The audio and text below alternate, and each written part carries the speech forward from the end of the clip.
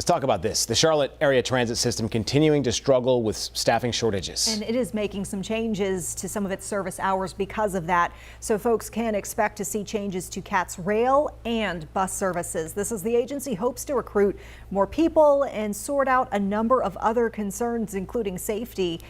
That's right. Yeah. So WCNC Charlotte's Jesse Pierre taking a look at the impacts of this, new at 6 tonight. Staffing has created some challenges for CATS, and that is why city and transportation leaders say they are offering more competitive packages and working so hard to get folks on board. We've also authorized more money for compensation, which should help us with the new recruitment, but it takes a little lead time to get the new people on staff and trained up.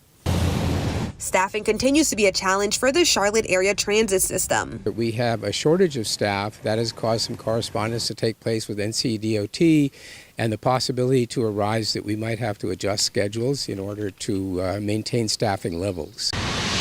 The agency is facing multiple violations for failing to comply with the overtime policy.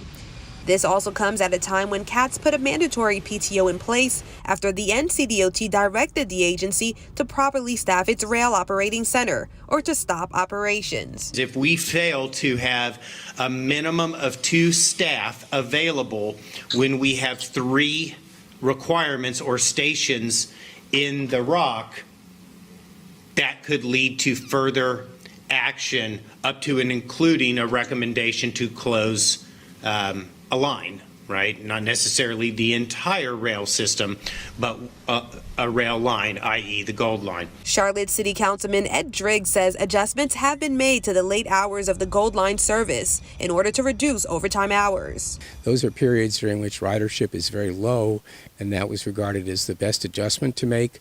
We don't anticipate that any further adjustments to the schedules will be needed. From increasing pay to sign-on bonuses, the agency's leadership says there are aggressive efforts underway to hire folks for the bus and rail systems.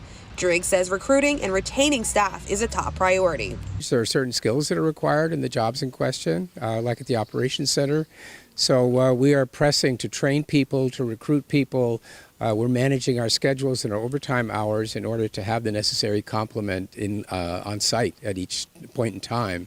Driggs says staffing is an ongoing effort, and he says outside of some changes in hours, he does not foresee much more impact to the Gold Line. In Southwest Charlotte, Jesse Pierre, WCNC Charlotte.